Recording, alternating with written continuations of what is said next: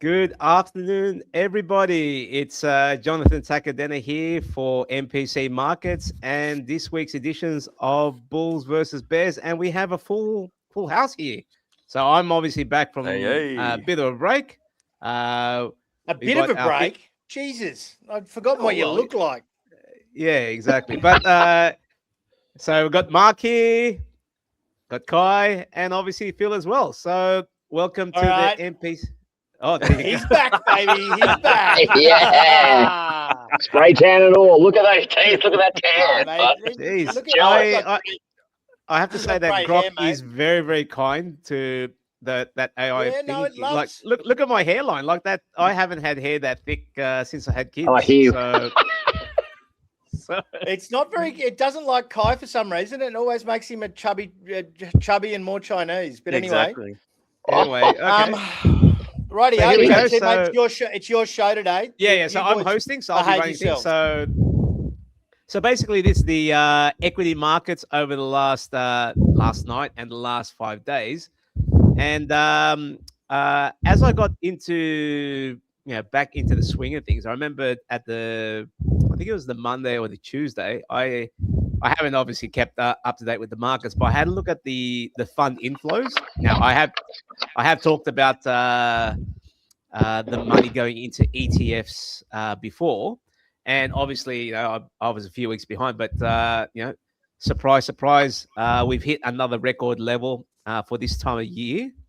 And if you looked at the charts as well, I mean, like I don't have the diagram here, but the fund inflows actually increase in the second half of the year. So despite the whole September and October wobbles that we might have coming up, and a lot of things to worry about, the equity markets have shaken that all off and decided to rally to all-time highs. Well, in most markets anyway. So here in ASX land, you get pretty much all of them. I think Euro Stoxx, the Dow, the S&P, the Nasdaq, the only ones that and ours. Like, I mean, if we're at record highs, Christ, we no, the only ones that aren't Nick Guy's not at new highs, and Kospi, they're not at new highs either, and obviously China, because they've been belted. But yeah, you're right.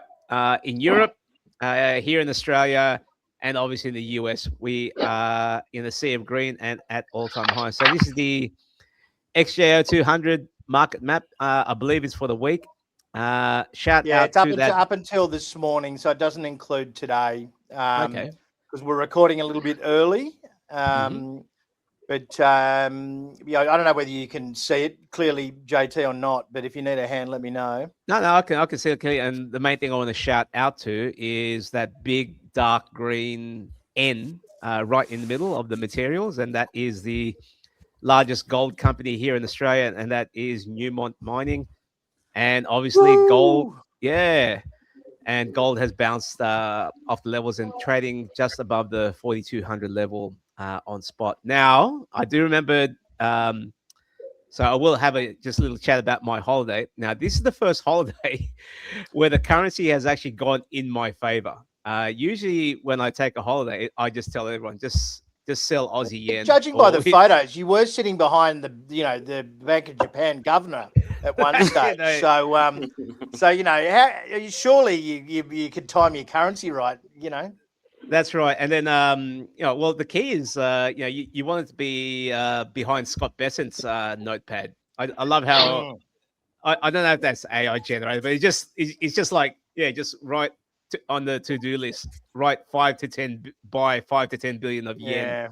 I guess that's how you do things when you're old school.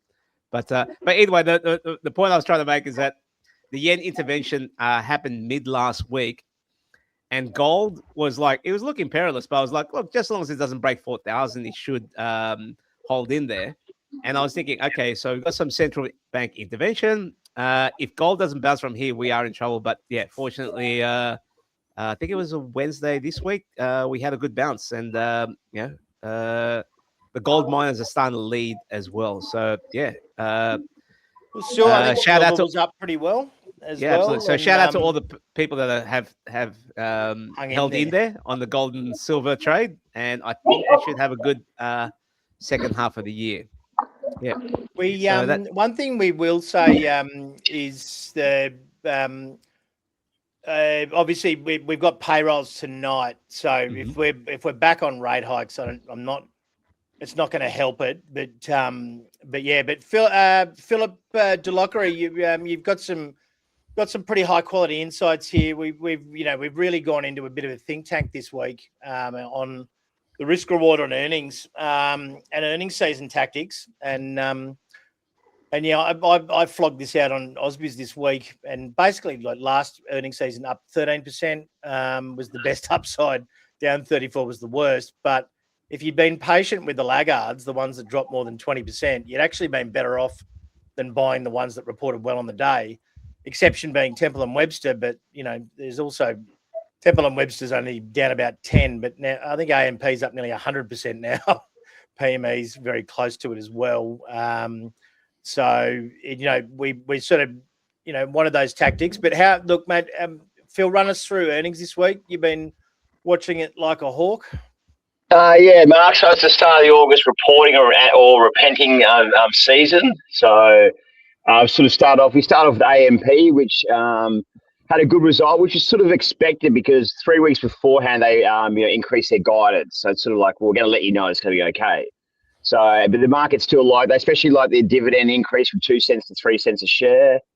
And despite all the people out there, mature traders like me, not old or retired, maybe. It's back. It's back again. I keep saying that last couple of weeks, and I think maybe a name change from AMP to maybe AMP to Champ might help. Someone mentioned that, but so it was a good start, and it's showing it's it's getting a lot of inflows from China, which it likes that. I think it's and technically it looks great. It open gapped up. It's above that 220 level, and today it's about 240, 241. So I think that's looking very promising.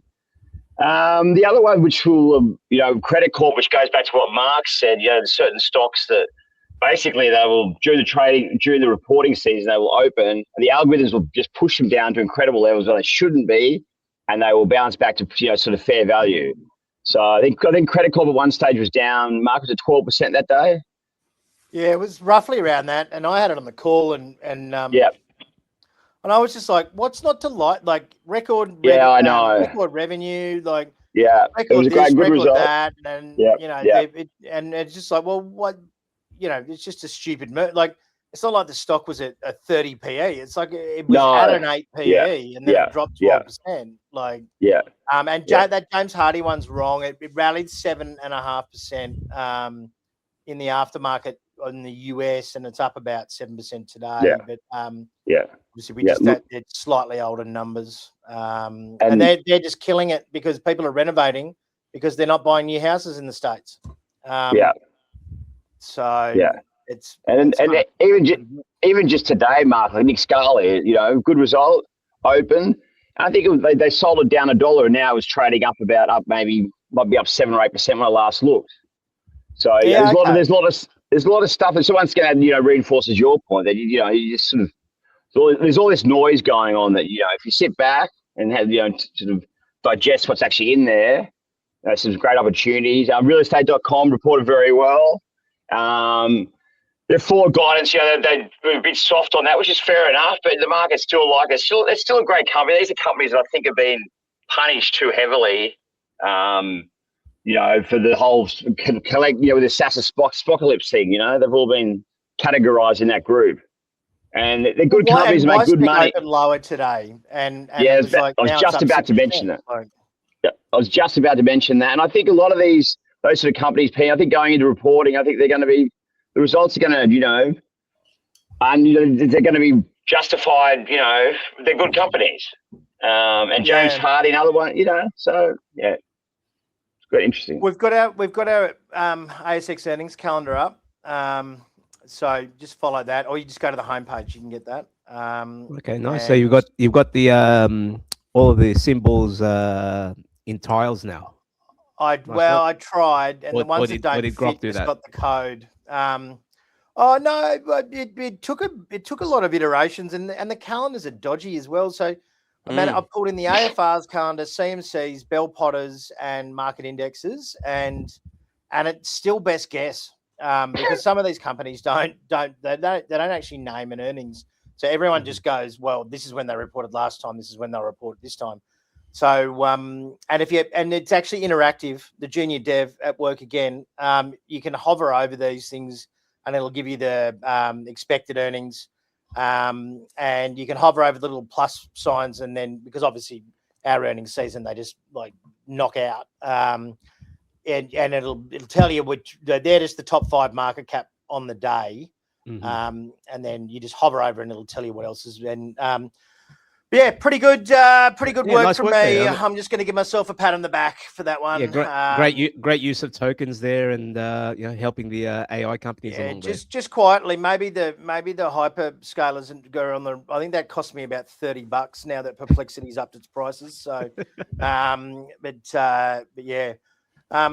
US heat map. So yeah, obviously with the S&P at record highs now, you expect a lot of green. And I guess the only you see that the only red one out of the Mag 7 is Apple. So the one company that hasn't spent a lot of money in AI is falling back a little bit. Yeah, but just in general, a lot of the Mag 7 look great here, and yeah, it's pretty much if your sector isn't at the top right on the charts there, it's kind of like why are you in there? So yeah, so just in general, very very bullish.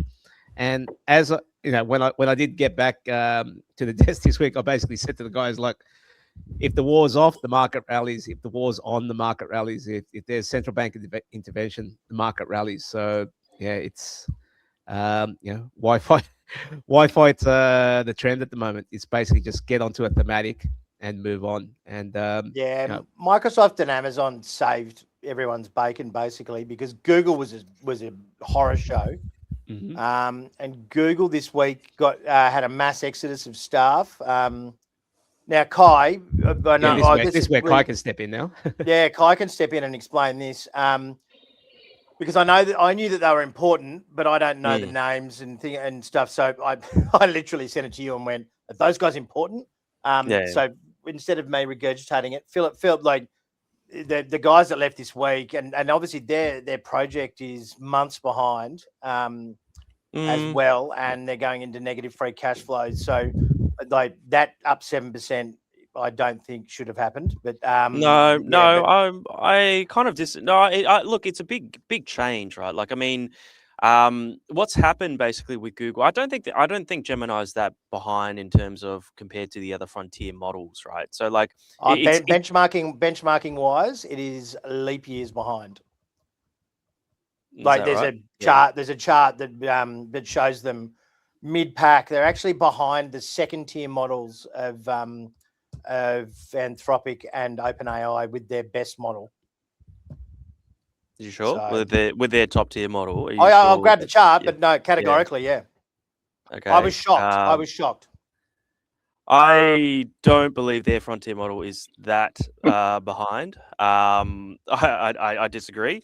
But in terms of what's happened is basically like Google's merged a lot of the different business units together to basically consolidate their efforts. And basically the chairman, Demis Hassabis, who basically runs Google DeepMind, he's been moved in the position of chairman. So he hasn't gone. He's been moved, and they're doing more consolidation in Google, right? But the number 2, basically, he's left to start off his own venture in the AI space. That's it. But yeah, no, they're I mean, Amazon's up like was up 25% in 3 days, and Microsoft obviously added $500 billion. Amazon got to 3 trillion market cap as well. Eli, we'll get through this really quickly. Atlassian was a massive one. We're like up 34% in the aftermarket. And then Twilio, Cloudflare, Airbnb, so a bunch of software names, Palantir as well. I mean, Disney, who cares? AMD was up leading into it, then got belted. That's actually that up 8.4% is not particularly correct. Oh, there we go. There's down 7. So it was up 8% leading in, and it gave all that back and then headed lower. SpaceX was just horrible, and now they've released a bunch of stock. It's slightly bounced, but it's around about $100. And that and Caterpillar was just like data center backup engines, basically. We really? absolutely killed it. They're record and they were so expensive on a historical thing, and the Caterpillar CEO was on Bloomberg, and he's like, "Oh yeah, no, that's like most of our business now." So yeah, they're absolutely killing it. But the SaaS apocalypse kind of thing. One thing this was the K-shaped economy thing is like, what was it? 8% of the economy is growing at 14%, computer equipment and software, and the rest is growing at 1%. Basically, is the so it has been a bit of a weird earnings season overall, and this is the SaaS apocalypse. From when basically got hit, but and I've used the wrong chart. I put some more detail in. Palo Alto, CrowdStrike at record highs, up about 150% from lows. I think Atlassian's is only down a little bit now, and it had been slaughtered 70%. Microsoft's up 40. ServiceNow's up 45. There's a bunch of names that are like Fortinet's up 100%. Like, I mean, that was the close this morning. Like that software ETF will be up again tonight. So we're nearly we're getting back towards record highs. So the Kai Chen, the 5 pillars, mate. You've absolutely killed it on the 5 pillars for the SaaS apocalypse. Because that was when we started to buy, and we're and if a few of these if Viva gets up and WiseTech finds a bit of some buyers, well, we're already out of the CrowdStrike one. Phil, you were in that one before you were a member of the team. You're a client. Yes, actually, as client before I became an employee, and it was a great trade, and I actually own it myself personally as well. Still, so I still think these things got a bit more space to go. I kind of think it's. I mean, look. Like Kai, we're still sticking to DocuSign, HubSpot, Salesforce probably still not great. But I think just companies with moats, right? So we're looking for things that are hard to replicate. Just basically the front end's going to be a commodity. I think it's going to be easy to make these apps pretty easily. So companies with moats. JT, sorry. You want me to take over here? So situational awareness. Okay, so I remembered when I came across this piece of news. I think it was like Thursday last week that he blew up, was it, or Wednesday? So it's about a week ago. Roughly when we did that smart entry note in SK Hynix and Micron. Yeah, exactly. And it makes a lot of sense. Why? Because he was one of the ones getting liquidated. That's an actual picture of him. He's pretty young and looks pretty young as well. But I think we got 32% in those smart entry notes. Exactly. Yeah, but the key. We might chat about it a bit later. It's it's the joke that the name was situational awareness. Because he obviously wasn't aware of how much risk he was taking. Because it wasn't a huge fall that wiped him out. Like, it was a 20% fall, and for you to have that much risk on, where a 20% move takes you out, he's not flat broke, but for that 20% move to wipe you out shows that you might have been a little bit overexposed. And I think Mark might have the chart there, but sorry, this was so, and whilst you're hosting, we didn't do a very good job. I probably should have provided you with the slides beforehand. No, but anyway, I'll just talk over it. And so we had this discussion because we've all traded in the past, and when you mentioned Kelly criterion, I immediately put my hand up and said, "Oh yeah, you want to just go with a half Kelly size." So Kelly criterion is basically a position sizing model, but the gentleman that developed it, when he released it to the public, a lot of people tried to use it, but it was actually too aggressive. And so what a lot of the traders sort of fell back to was a half Kelly positioning, and I think it equated to half rough. Kelly's like at 90 degrees on that. So you know, hedge funds use a little bit more, and situational awareness was roughly about 400. He was like in the top 10 percentile of the most amount of risk you can take.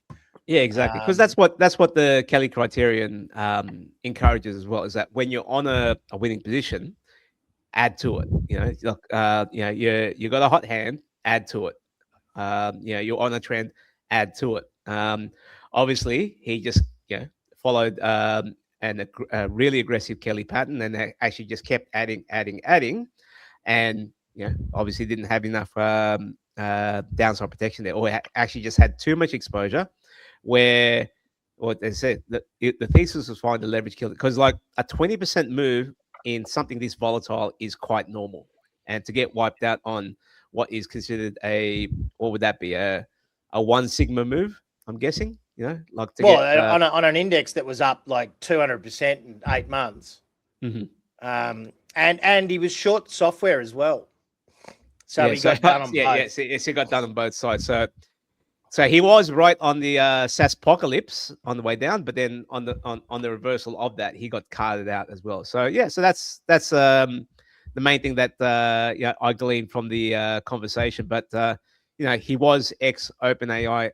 Didn't he start off with like 400 million or something? No, it was 225 million he started with. There you go. That's a pretty good starting kitty. So peak AUM was 45 billion in July. So we're just bearing in mind, it's only August. And when you got this bloke down the bottom right-hand corner here, if you see his face and he's smiling at you, not good for you. Exactly. Generally, because ironically, they nearly blew up at one stage, but now I think he used it as it was a bit of a lesson. And he basically said, "Yeah, I'll fund you to get out," and then he bought him out for 14 bills. So, like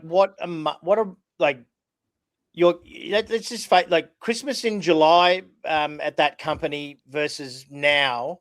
They've two very different dinners at two very different restaurants.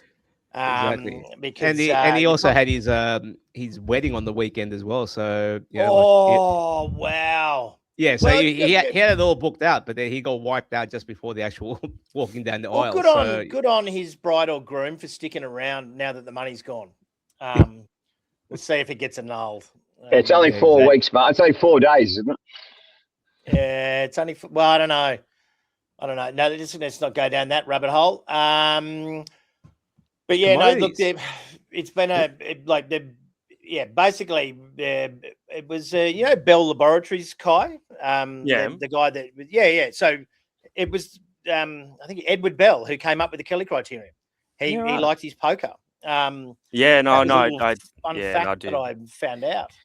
Exactly. It's it started off in a lot of gambling strategies, a Kelly criterion, right? So it's like, exactly. It's sizing a bet, right? So, I was running it. I was running it on you blokes towards the end when I owned the prop firm, like on a couple of guys. So it's only beaten by the martingale strategy. That's the other winning. What's that strategy? I know that. Let's 18-year-old Kai. Yeah, sorry, go ahead. Oh, look, yeah, that's basically you just keep buying, don't you, on the way down, and I don't think there's a stop loss, is there? No. Yeah. It's like Rambo. There is a stop loss. It's maximum limits, so bankruptcy, right?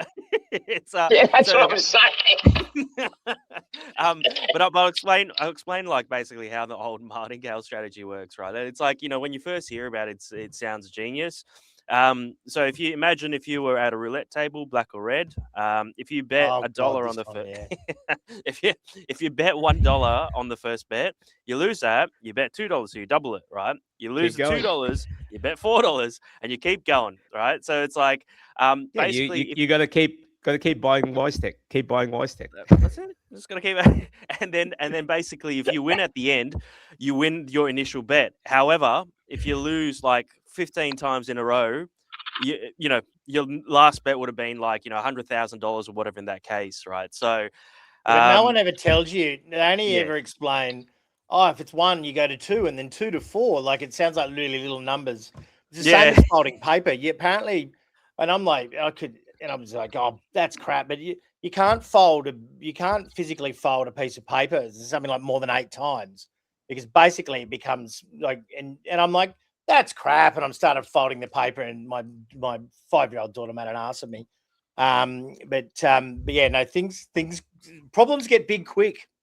Particularly in financial markets. And that was kind of where, like, we were talking about the retail volatility, but I mean, this guy getting stopped out like to the tune of billions plus, like retail plus 1 in 30. Oh, JT, you might not know this stat.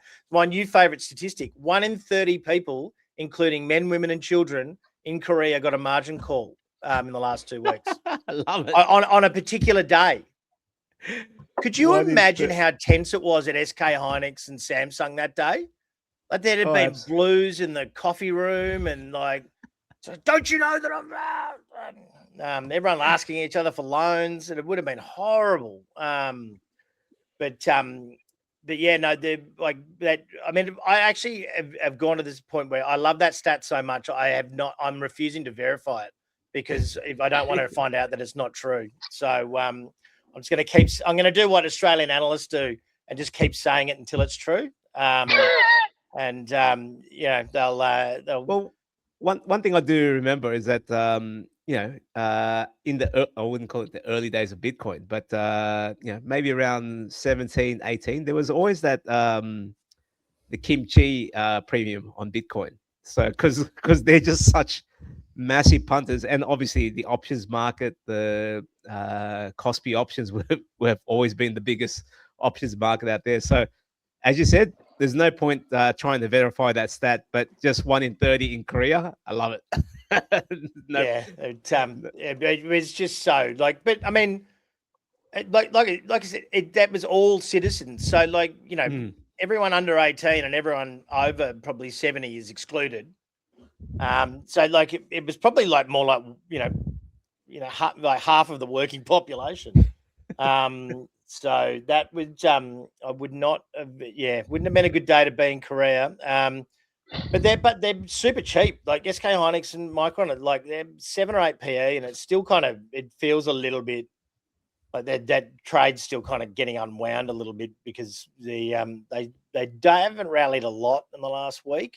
Hasn't been a lot of talk about them. And that's where, that Finn was very good this week. He goes, oh, gold and silver look pretty good on the chart. And then I'm like, maybe a little bit of the hot money's escaped that software, the software chip spread, and it's escaped back into the precious metals. I don't know. Well, like if 1 in 30 have margin calls, I don't know about you guys, but if I get margin called, I rarely go back to that same casino table. I usually move on to something else. So that could be why there's been a bounce. And so with that, we've got a chart of the commodities this week. So obviously the big mover was crude. We've got, I'm not sure, peace in the Middle East or some deal. Either way, the market has reacted. Crude's well down. And then with that, we've gone risk on, and a lot of the metals have bounced. So obviously gold and silver, I talked about a bit earlier. Copper touched new highs as well. And that's just been slow and steady, grinding higher. And uranium, decent bounce off the lows as well, and even lithium and platinum as well. So overall, Albemarle reported and was up 6% in the aftermarket. Oh, did they today? Okay. Yeah, I didn't. I'm sorry, I did that one. Didn't make the slide. No, they reported really well, and then I don't know. There was another one, but that REMX looks pretty looks pretty solid, but I do believe MP Materials reported, and I don't think it was a great result. Oh no, it was slightly higher.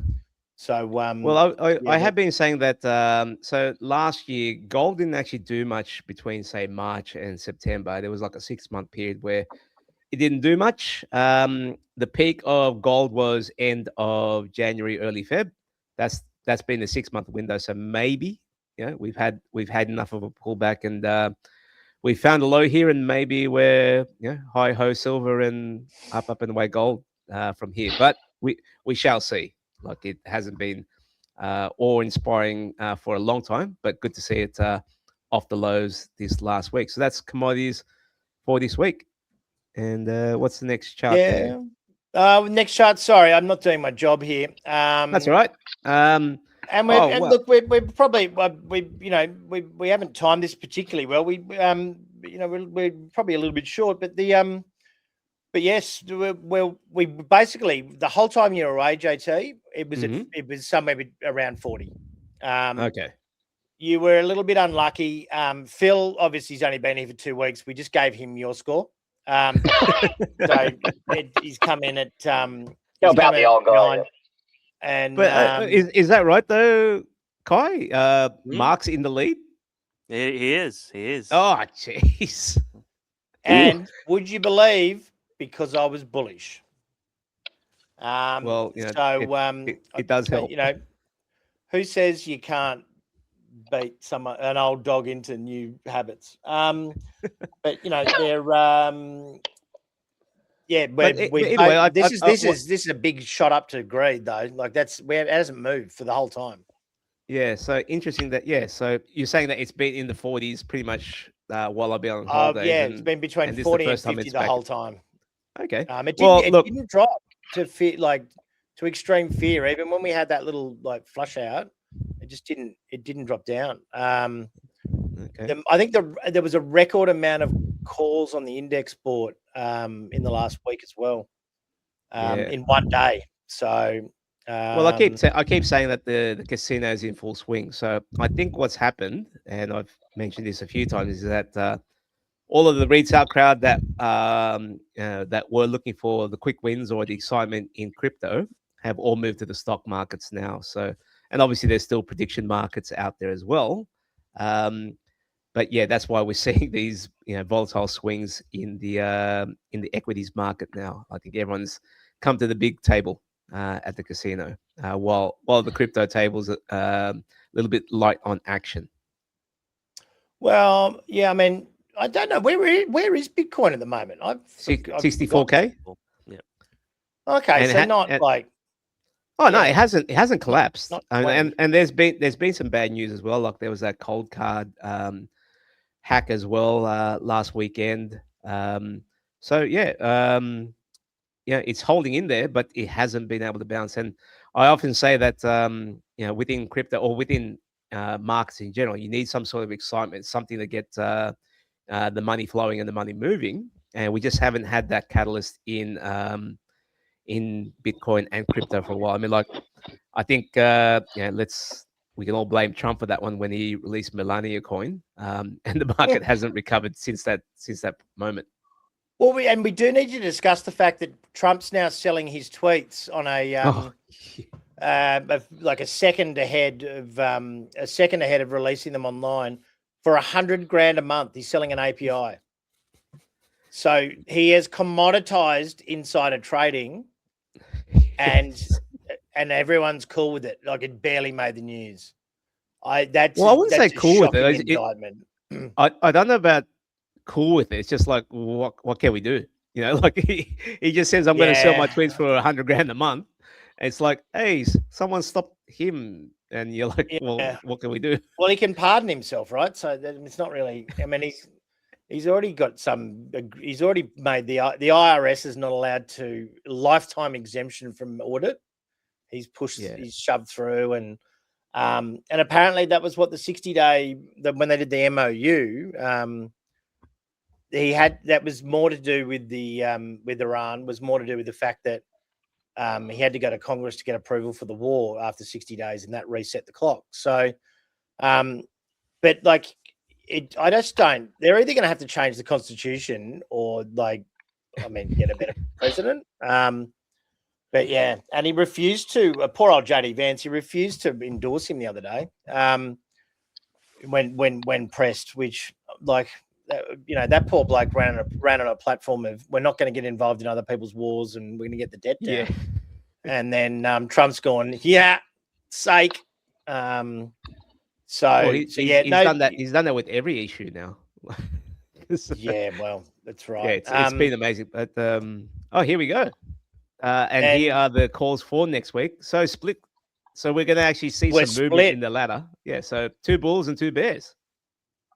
I almost went bullish, but I just couldn't bring myself to do it. Okay. So I'll give you my reasoning, and then I've shown the chart of the fund inflows into the ETFs, and we're at record high. So I'm a momentum guy, so I'll just stick with it. That's why I'm bullish. How about yourself, Kai? Why are you bearish? I think, obviously with the hyperscalers rallying so hard, Amazon and stuff, I do think it needs a little bit of place to consolidate. There's no massive reason I don't think it's going to sell off massively next week. But it's just I think it needs a week to kind of consolidate. All right, cool. What about you, Mark? What's your reasoning around being bearish? Oh, well, the reason apart from just being that's what I do. No. I've actually been more bullish than. Well, that's how you got the lead, isn't it? Well, yeah, but I mean, no. This one is. I just agree. I agree with Kai. Firstly, I just think it's, and we're talking about Microsoft and Amazon running more than $500 billion in market cap easy in 4 days. And I think that's got to give it a tailwind to some other names that probably don't deserve it, I've got to say. But and we've got payrolls tonight, CPI and PPI next week as well. So I'm just sort of thinking the gasoline's still well above $4 a gallon in the States. I just can't see inflation being low. Bond yields are still sitting at 30-year highs, 10-year and 30-year, and there's not much earnings this week. There's some fringe guy, but no one that's going to move the needle on the index. So I don't think it's going to be down. I agree with Kai. I don't think it's going to be down a lot. I think it'll be down a bit, but yeah, I don't think it's the reason I was thinking bullish was it's not greedy enough. I've really found that fear and greed. It's got to get in the 70s and 80s before it has those reversals. Yeah, and it just, but yeah, but and how about you, Phil? How about you, Phil? Why are you bullish? Oh, JT, I was very both sides of the camp. I just was so the marks. You got 10 seconds. Can you give me 20? I'm like, And look, I think just the momentum there, and if you the old trend is your friend, and you sort of got to go with it. Even though, as Mark said, I did hesitate because we have got payrolls tonight, and we've got a lot of figures next week. They could well show that inflation, we know it's still there. It has ignited, but I think for the moment he's got to go with it. If you were to do a monthly call, I'd probably say he's going to be here in a month. I don't know. I might be bearish there, but I think for the moment, I think you got to go with it. Trend's your friend. I know it's a cliche, but Right, well, we've literally had about. We've only been doing it for 30 weeks. About 10 of them have been decided by under 0.1 or 0.2%. Yeah. So they're that's why I said you got 10 seconds. Is don't overthink it because we've all literally lost this year by 0.01 or 0.02 about 3 times. So it's it's a bit of a I was none from 8 to start. I'm scratching my head going, what am I going to do here? I'm making an absolute ass of myself, and Kai was just in an absolute streak in the lead. But I think what it's shown us more than anything is, when you get stuck on a view, it's that's where we've created ourselves. I did it early. Yeah. Kai did it mid. You did it mid. Whenever you get stubborn on the views when you give up points, but yeah. And now, Kai, one thing I'm going to do here, and we don't normally do this, there we go. So there's Google in the middle there, and there's 1, 2, 3 Anthropic models above it. 1, 2, 3, 4. It's still mid No, pack. it's still mid-pack, and this is the flash model that you're looking at. They're releasing 3.5 Pro tonight.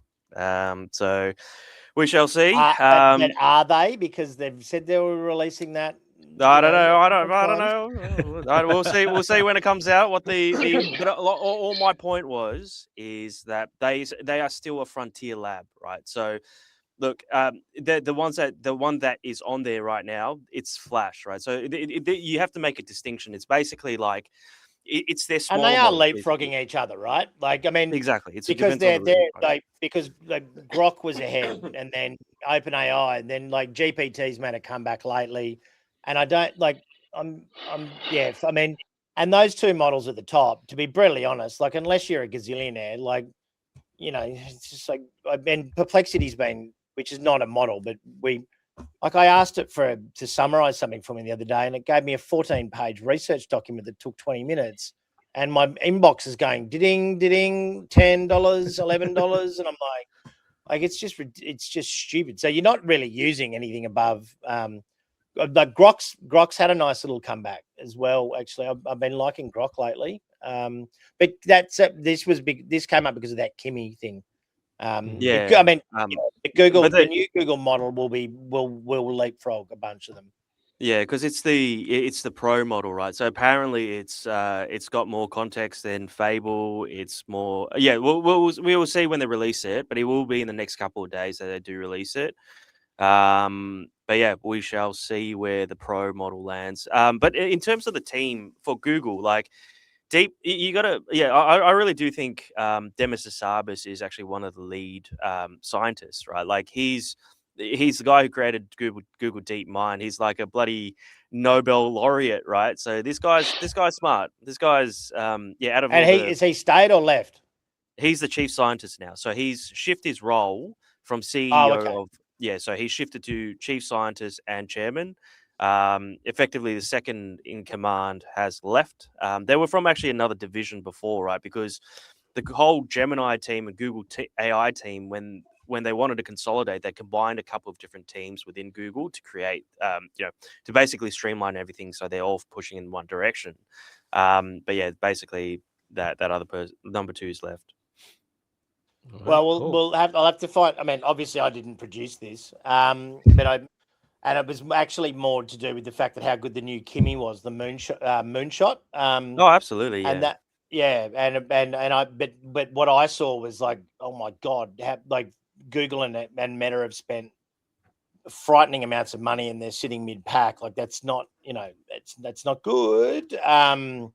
And there's apparently some stupid European model that they've never released to the public that's better than all of them. Yeah. But I don't. Yeah, but you're not releasing it to the public. Yeah. Don't be saying you're better than everyone. Yeah, I mean, Maestro's been around since the beginning. They're a French company, Maestro or however you say it. I mean, look, it's again like all these frontier models in terms of utility, they're going to be pretty similar, right? So it's almost a preference kind of thing. And there might be a couple breakthroughs, but I do have to say, like, say, for example, Kimi and some of these Chinese models, it's more a cost proposition as opposed to anything else because they might not that's be. What I'll do a chart for next week. We'll do it like frontier model per like. Well, I mean, the Chinese will win. And I guess that's what I was going to ask as well. Is that like okay? So, I'm just showing my level of AI here. Is that the tasks that I get AI to use are fairly simple. Like I don't need PhD level type tasks here. Like they're pretty simple business tasks and things like that. So do you actually need these models to just keep leapfrogging each other and actually using the best of the best? I'm happy with first year university flunk out level. That's enough for my my daily tasks. Yeah, pretty much. That's all I need. So interesting that you might need these higher models, but in terms of utility, if I can get a free one and it's a university dropout but it does the job, I'll be happy with that. And Kai, what you were talking about? You were talking about token usage as well, like which we might. Okay, next week we'll do a little thing on like token usage maybe and explain what tokens are, etc. But And then Yeah, how much did it lift I want to sneak in a little plug for the one that we were looking at this week, right? Cerebrus, because like Yeah. now Open Router basically they expose all the and there's obviously the rankings in terms of the LLM intelligence, but Open Router basically what they do is they have all the frontier models, all the Chinese models and stuff all in one place, and people can choose what to use. So it's direct user and provider kind of stats, right? So it's very, very, very interesting. The Cerebrus, they do the all-in-one GPU. So they on their homepage they got this massive this chip versus the NVIDIA chips. So this thing's like 10 times bigger, but also the speed is actually 10 times bigger as well. So like a lot of the open source models, so for example like OpenAI, the free open weights models and stuff like that, they're using Cerebrus, and it's like 10 times faster than everything else out there in the market. So it's super interesting because this is what a lot of people are using it for, right? Like as you can imagine, like early days when we were typing it in, it takes like half a minute to process, or even Anthropic now, you put in something a bit more complex, that takes oh my God, Yeah, they take forever. Exactly. I did a quick price check on and bearing in mind I asked Grok because I'm leaning back towards Grok. So dollars per 1 million 1 million tokens or whatever, it's like $50 for Claude Fable, $30 for the new GPT 5.6, Kimmy's $15, Claude Opus 4.8 is $25, Grok, and bear in mind I asked Grok, $6. Yeah, it's competitive. Grok's actually super cheap. It is. Yeah. So anyway, well, we were scratching for time, and now we've kind of gone over time. Unless there's any, JT, you want to close up the show, buddy? Oh yeah, I will. And so everyone, thanks for listening, and that's this week's episode of Bulls versus Bears. See you, everyone. All right. Have a nice weekend. See ya.